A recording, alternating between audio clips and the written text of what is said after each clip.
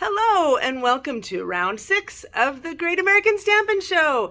We have awesome things prepared. Well, I have awesome things prepared. I don't know about my competitors, but history would show they have awesome things too. And we can't wait for you to vote for your favorite card. Watch my video, give me a thumbs up if you like it. And this time we are featuring Little Dreamers, such a cute stamp set. As usual, check the other video links in my video description and see what we've got for you. Enjoy! This stamp set is so cute. And I've used it quite a bit before. Well, not quite a bit, a little bit. And my inclination was to use this little lion right here because he's my favorite. But I've already made a few other cards with it, so I'm going to depart away from that and use something else. This is my color scheme: Orchid Oasis, Wild Wheat, and Pebbled Path, which doesn't really speak baby and stays on black too. But you'll see, hopefully I will be able to create a card that will really wow you. And I'm going to start with this is a half a piece of watercolor paper. So the watercolor paper is 7 by 5, so if you cut it in half, and this is a piece that's 5 by 3.5. So I am going to use this sleepy little cow right there, just having a nice little nap. Wow, okay. And just dropped my StazOn on my table, so I got to take a minute to clean that off. That was super fun. I've never done that before. That's why you have grid paper, so that your StazOn doesn't get on your table. Surprise! Okay, anyway, back to the task at hand. So I stamped him with StazOn because I am going to do some watercoloring. Watercoloring is still my favorite technique. I don't do it as much as ink blending these days, but I would still say it's my favorite. So for this little cow, cutie little cow, I'm going to use Wild Wheat and give those spots some colors. Now I have my water painter, but I do also have a little bowl of water on hand. Sometimes I find the water's all in the water painter, so it's there. It should be fine, but sometimes I find that you just can't, you're in a hurry and you can't really control the flow. So it's nice to have a little bit of extra right there. So what I'm doing now is I'm just putting down some water. Well, that's crazy. Nothing's changing, Shannon. You're right, nothing's changing. Oh, and I colored the wrong piece. Okay, hold on. I got my towel here. That's what happens when you watercolor and talk at the same time.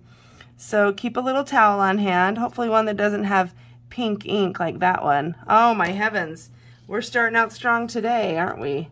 Okay, so look, I'm teaching you something.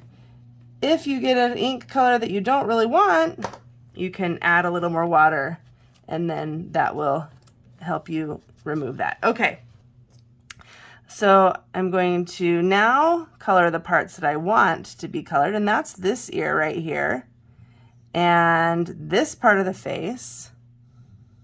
I love the way these are sectioned off. It makes watercoloring really fun because sometimes a big area, like if we were doing the whole entire cow, it's kind of like, it's a little overwhelming, especially when you're first learning to watercolor. So do smaller areas like this that just give you like a little tiny space to work with until you kind of get the feel for what it's going to look like.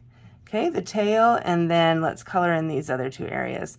Now, as always with watercoloring, you have to put down more than one layer of color. You just do. I mean, okay, back up. You don't have to, but if you want it to look good, you have to put 2 down. That's watercoloring Shannon style. You're welcome to come up with your own style, of course, and figure out what you like. Okay, that's the first round. And so I'm going to get the Wild Wheat out of my brush, and that's why I keep a towel, because sometimes you need to kind of clean that up a little bit. Now I feel like there's a big open area here with no spot. I mean, he would have another spot right there, right? So let's create a spot. This is going to make our watercoloring really fun. So this is the smallest aqua painter, I think. And I'm just gonna kind of go around here and create a spot for this adorable little baby cow. This is our star. This is our Star is Born right here. He is so cute. I don't know, maybe it's a she, but I guess with these colors, I'm thinking more he. And so there we go. Okay, we've got the first little bit there. Now, these other spots are drying pretty well. So time to go back into those and just add a little bit more light and dark in there. Light, I don't know if that makes sense. Just a little, like I'm not going to cover it all. It doesn't need to be the same strength everywhere. This one I'm going to just try to do like a spot around the eye. And the paper is a little bit wet still, so that's why you kind of see it spreading out still. It doesn't stay only where my brush puts it. And that's okay, because I wanted it to kind of do that. Oh, you know what? Let's do another little spot here too. Let's make one up at the top of his head like this to kind of fill in some of that area. So cute. Okay, and add a little bit more down here. This watercoloring is the real magic of this card. Well, I don't know, to me, I bet there's some more magic too, not just this. So stay tuned. You'll see what I'm talking about in just a minute. Okay, a little more dark around the eye. So this is just the process of watercoloring. Just kind of keep doing this, adding a little color here and there until you're happy with it. And then you just stop and you just put it on the card and you're done. You're good to go. Okay, let's stop there. Now I'm going to get my pebbled path. I'm going to leave that one open though for a minute because I might want to add to it. But for the pebbled path, I'm going to do the feet, the 3 feet, and the nose. And this is a little trickier because these areas have already touched. They could touch if I'm not really careful. So I got to kind of watch that. I'm going to do that foot last because there's a real tendency to bleed. In fact, I'm pretty sure it would bleed. And this one might too. So I'm going to just be kind of dainty as I do this. And it does, one way to do that is when you do add the color or the water first without the color, you can put it exactly where you want. So that's one idea. I didn't do that on that nose. But with watercoloring, it's always nice to have a little bit of white space too. So don't worry too much. Don't feel like it has to be colored in solid. So those are the 2 hooves.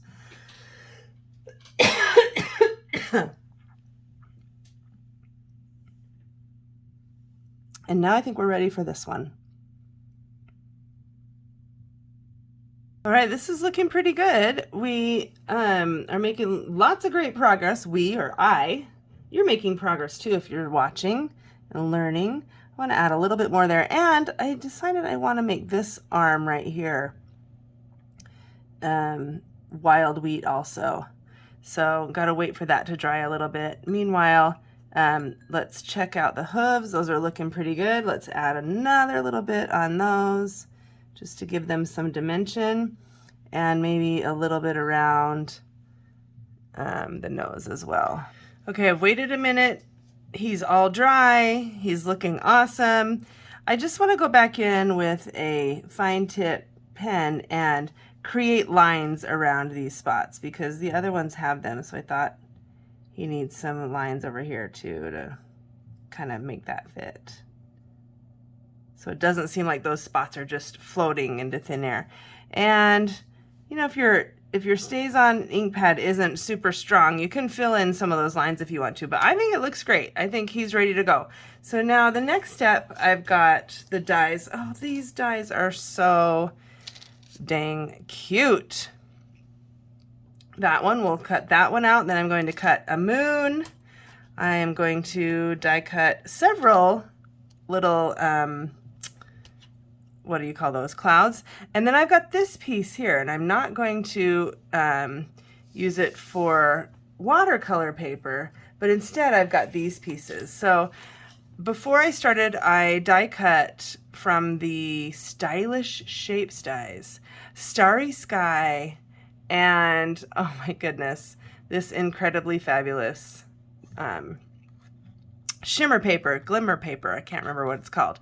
Anyway, and I'm going to layer these on top of each other. So I'm going to die cut with this die cut all these little stars.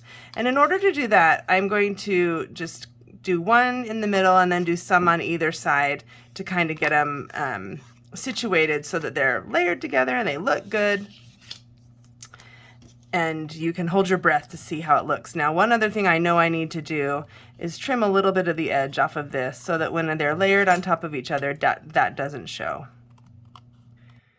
Okay, glimmer paper is trimmed. Starry sky is cut out. Ooh, look at that. It's gonna look amazing.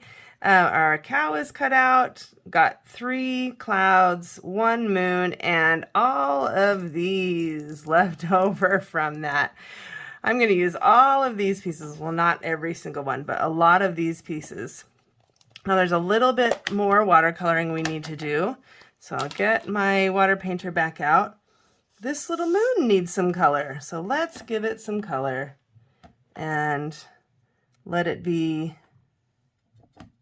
some wild wheat on it. Okay, that doesn't need to be completely covered. That looks great.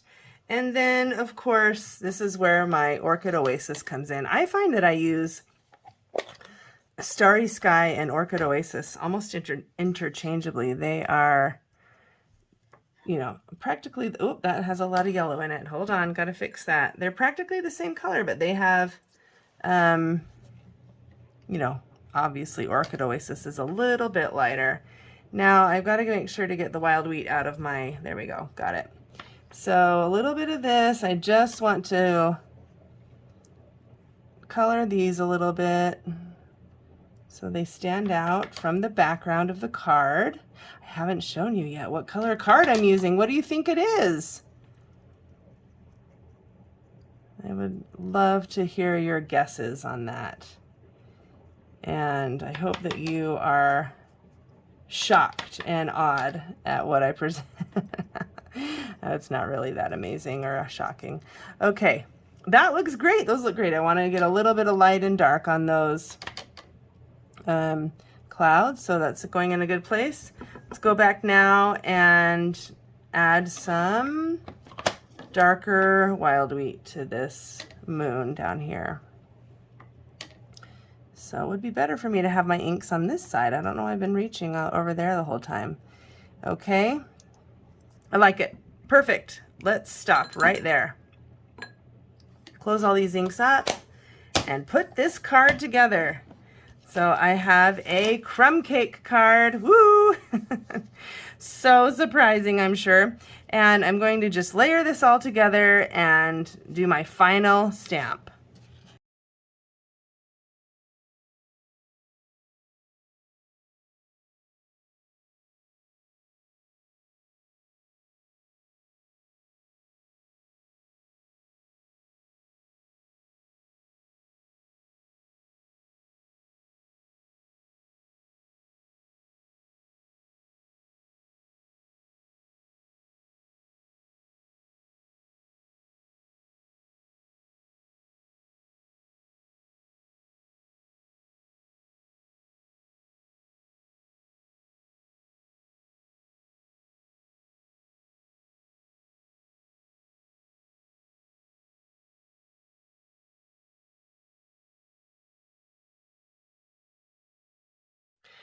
How amazing is that looking? All of those little stars placed everywhere. And when I was doing the die cutting for the Starry Sky, my die slipped a little bit. So I put that part underneath the cow. Nobody's the wiser, rather than starting over. I like that. So I've got this last step is the greeting. And as I mentioned earlier in the video, a star is born. So but I got way too much ink on that. So I better kind of do a little bit of test. Well, yeah, it just keeps happening. I've got a really juicy ink pad, which is good because on the crumb cake, that's really important. So I will just go for it and stamp that right here. And ta-da! This card is finished! What do you think? Am I besting my competitors this time?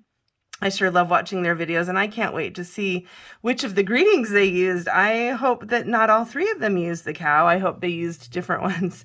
But most of all, I hope you enjoyed this video, and I hope that you were inspired to go make something yourself and share it with someone else. Send it in the mail and brighten somebody's day.